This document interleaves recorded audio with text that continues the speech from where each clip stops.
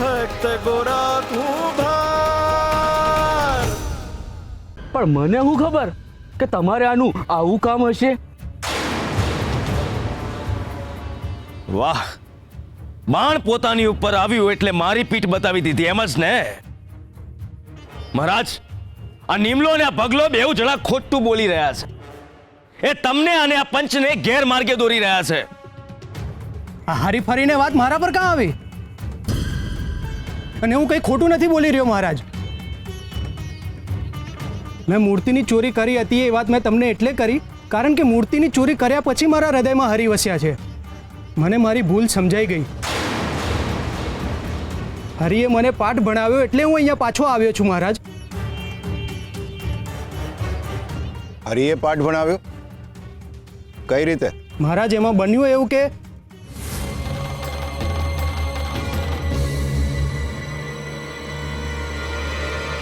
હરે કૃષ્ણ હરે કૃષ્ણ.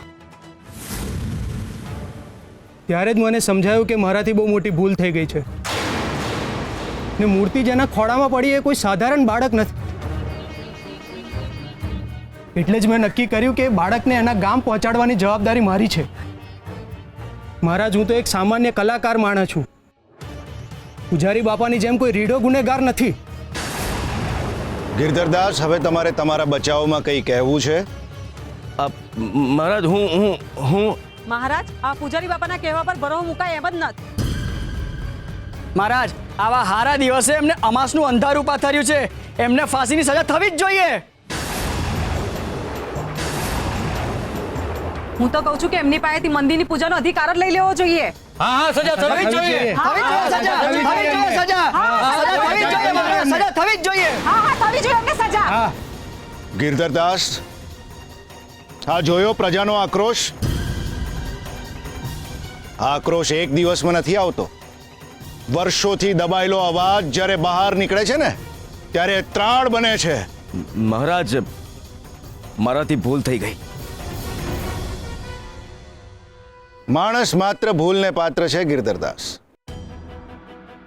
પણ તમે જે કર્યું ને એ ભૂલ નહીં, પાપ છે, અપરાધ છે.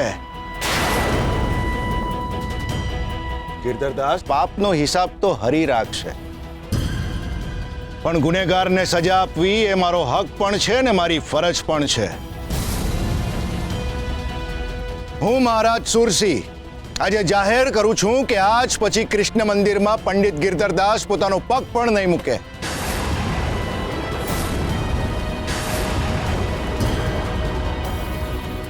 હું એમની પાસેથી કૃષ્ણ મંદિરના પૂજારી તરીકેના બધા જ હક પાછા લઉં છું.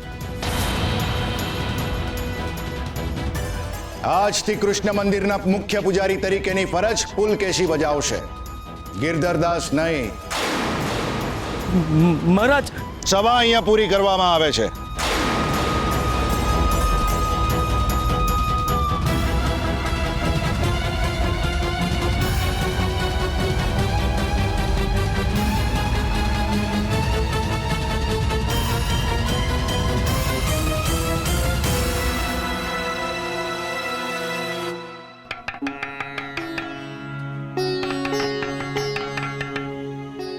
આ પૂજારી બાપાના તો મોત ત્યાં જ મરી ગયા. સપને નતું વિચાર્યું ને એ ઘડીક વારમાં જ થઈ ગયું. અને આ જે થયું ને એ હારું થયું. આમ એમને સજા દેવાની જરૂર જ હતી. એટલે હવે કૃષ્ણ મંદિરની દેખરેખ પુલકેશી બાપા છે ને ઈ જ કરશે. આ નવા પૂજારી બાપા ખુશ કા નથ? માફ કરજો, નવા પૂજારી બાપા નહીં, મૂળ પૂજારી બાપા. પહેલેથી કૃષ્ણ મંદિરના પૂજારી તો તમે જ છો ને પુલકેશીભાઈ. આ તો ગિરધરદાસ બાપાએ રમત રમી અને મંદિરના અધિકાર તમારી પાસેથી છીનવી લીધા. હવે હક પાછા મળ્યા છે તમને, ન્યાય મળ્યો છે તમને, તો એનો હરખ નથી તમને? મને ચિંતા છે. ચિંતા? ચિંતા કઈ વાતની પુલકેશીભાઈ? એ જ કે ગિરધરદાસ હવે શું કરશે? એટલે કઈ સમજાણું નહીં. એટલે એમ જ કે આ કૃષ્ણ મંદિરના પૂજારી પદથી જેવા ઉતરશે એટલે ગામ લોકોની નજરમાંથી પણ ઉતરી જશે. કોઈ એની પાસે કર્મકાંડ પણ નહીં કરાવે. એમના જીવન નિર્વાહનો પ્રશ્ન ઊભો થશે. કોઈ એની પાસે કર્મકાંડ પણ નહીં કરાવે. એમના જીવન નિર્વાહનો પ્રશ્ન ઊભો થશે. આ પરમાભાઈ હારે રહી રહીને તમે પણ એમના જેવા થઈ ગયા છે. હાવ સાચી વાત છકરીબેન. પુલકેશીભાઈ, તમે જ કહેતા હતા ને કે માણસને માણસ છોડે પણ એના કરમ ન છોડે. આ પૂજારી બાપાના પાપનો ઘડો છે ને ભરાઈ ગયો તો તે એમના જ માથે ફૂટ્યો. મારા ઘોરાને હેરાન કર્યો, એનું જ ફળ એમને મળી રહ્યું છે. હા, હે બેટા, તારો થાક ઉતરો. એ ગોરા બેટા, આ બાપા કાંક પૂછે છે, જવાબ તો દે. હા ઉતર્યો. લ્યો, આ તમારો તોફાની ગોરા એકદમ શાંત થઈ ગયો. દરિયાના મોજા જેવો ગોરા નદીના પાણી જેવો થઈ ગયો. એ ગોરા બેટા, તારી તબિયત તો સારી છે ને? મજા તો છે ને? હા બાપા, હું માટી ટીપવા હતું, વધારે પાણી લઈ આવ.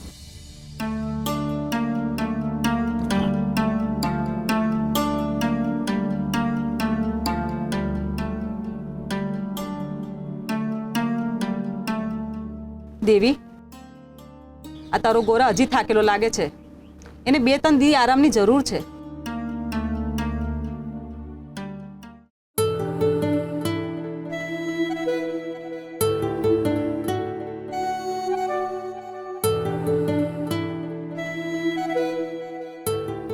હાલ ગોરા, તારો વારો. હાલ લંગડી લે.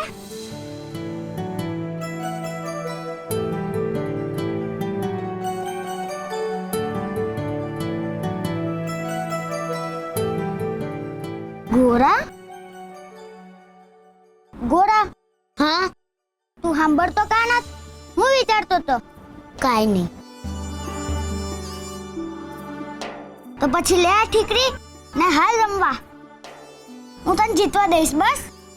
હાલ. ના, મારે નથી રમવું ને મારે નથી જીતવું. તું જા. હે બેટા, હાર જીત તો છે ને હરીના હાથમાં છે. અને તારે કા નથી રમવું? તને તો આ રમત બહુ ગમે છે ને? મને તને કાઈ નથી ગમતું ને મારે કાઈ નથી રમવું.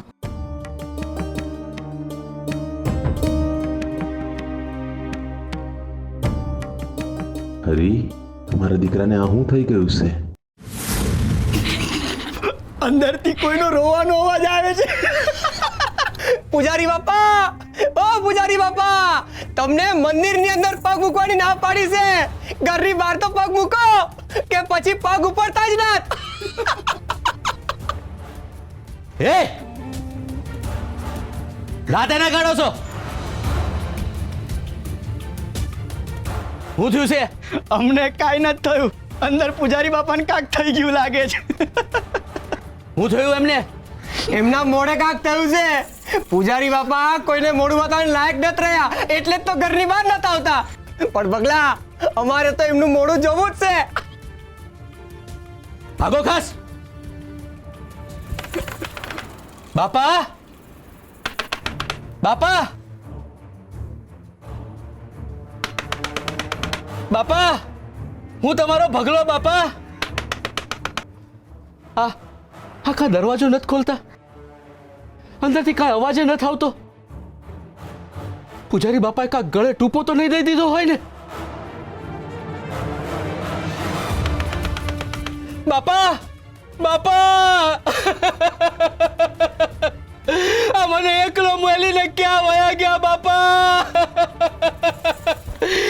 બાપા, ભલે હું તમારી હારે લડતો હતો, હું તમને નતો ગમતો, હું તમારા વગર નથી રહી શકતો. બાપા,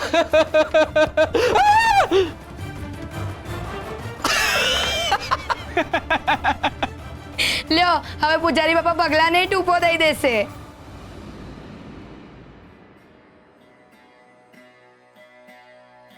મને તને કાઈ નથી ગમતું ને મારે કાઈ નથી રમવું. ભગત ભગત ભગત ધ્યાન ક્યાં છે તમારું? બોગડબા આ માટલાનો હિસાબ કરી દો અને હાલો હાલો એના કાવડિયા. ભગત ભગત આ કાવડિયા માટલાના.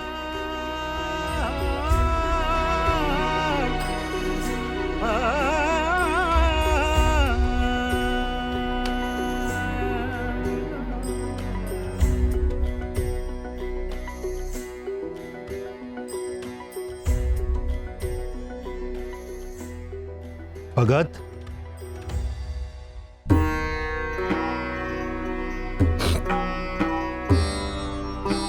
કેમ, શું થયું?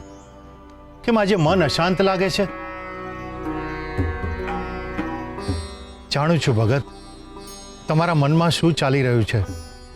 મનમાં એ જ હાલી રહ્યું છે પુલકેશી ભાગે. આ વીતેલા વખતમાં મારા ગોરા હારે શું થયું હશે? એ હાવ બદલાઈ ગયો છે પુલકેશી ભાઈ. પહેલા આમ કેવો દોડાદોડી કરતો હતો, આમ હાથમાં નહોતો રહેતો, ને હવે કામમાં હાથ આપે છે, દેવીને રહોડામાં છે ને મદદ કરે છે. એ મારો ગોરા હોય એમ લાગતું જ નથી મને. બોલો ને પુલકેશી ભાઈ, એ પહેલા જેવો થઈ જાય એના હાટું શું કરું, બોલો ને. ભગત, કોઈ બી વાત કે ઘટના એના મનમાં ઘર કરી ગઈ છે. એની સાથે જે બન્યું છે એ એના મોઢે જ બોલાવડાવવું પડશે. પણ એ મગનું નામ મરી નથી પાડતો. એટલે કાંઈ પણ પૂછું છું ને, કાંઈ નથી બોલતો. આમ હામું ને હામું જોયા રાખે છે. ભગત, મને એવું લાગે છે કે એ ટોળકી એની સાથે કંઈક એવું કર્યું છે જેની ગંભીર અસર એના બાળ મન ઉપર થઈ છે. એટલે સતત આખો દિવસ એ એના જ વિચારોમાં રહે છે. એના માટે કંઈક તો માર્ગ કાઢવો જ પડશે. બોલો ને પુલકેશી ભાઈ, હું મારા કાઢું, બોલો ને. ભગત, હરે કૃષ્ણ.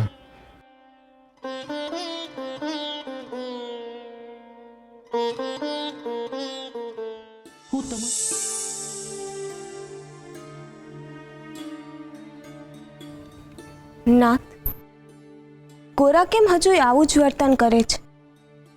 એના મનમાં શું ચાલી રહ્યું છે?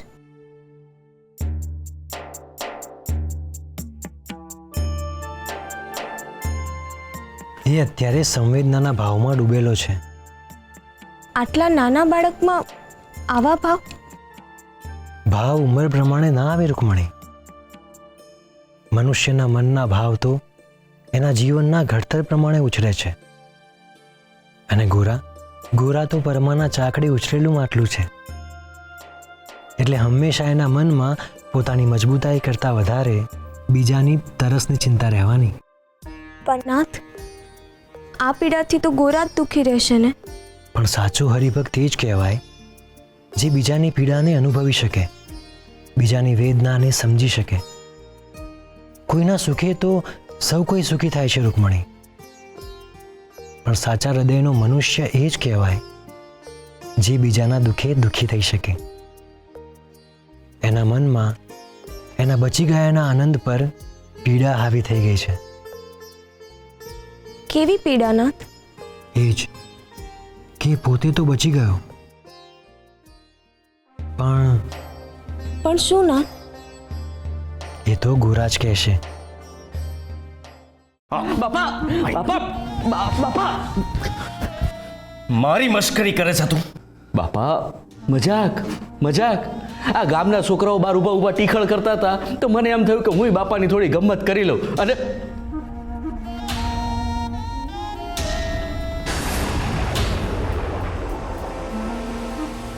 બાપા બાપા, હું હાલ હવાલ કર્યા છે તમે તમારા?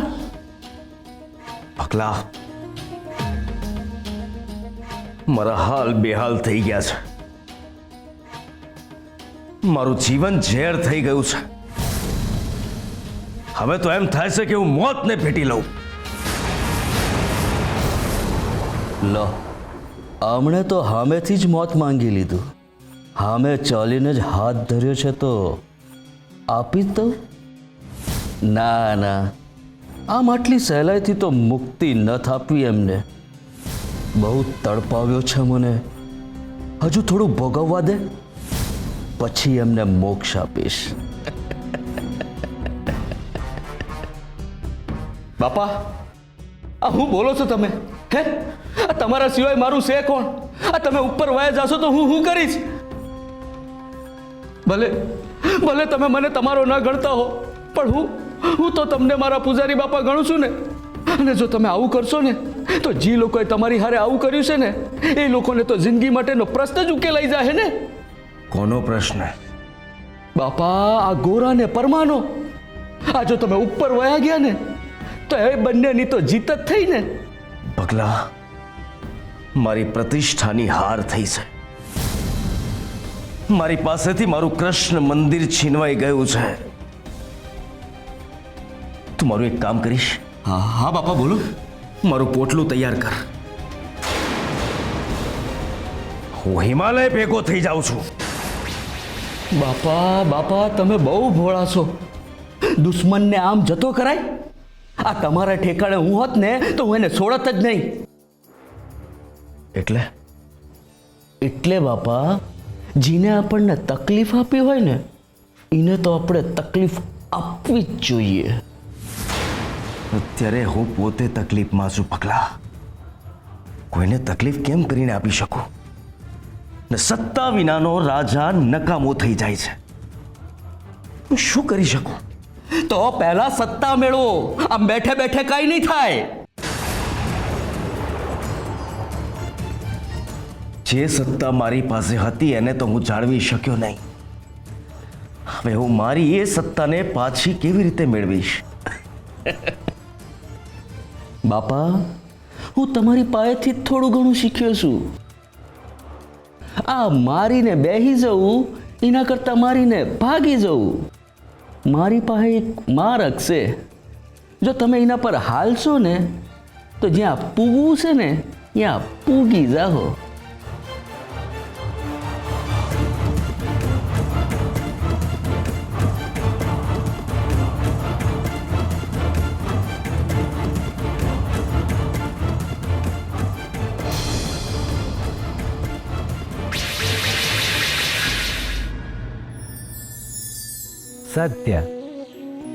સત્યના પ્રકાર હોય છે.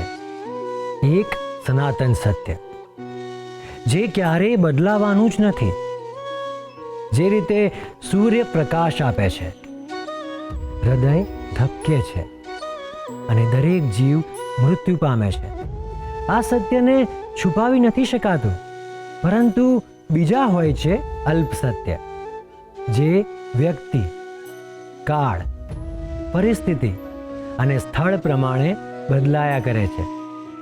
જેને કોઈ ચતુર વ્યક્તિ બહુ સરળતાથી બદલી કે છુપાવી શકે છે. તેમ છતાંય 1000 અસત્ય પણ એક સત્યને છુપાવી ના શકે.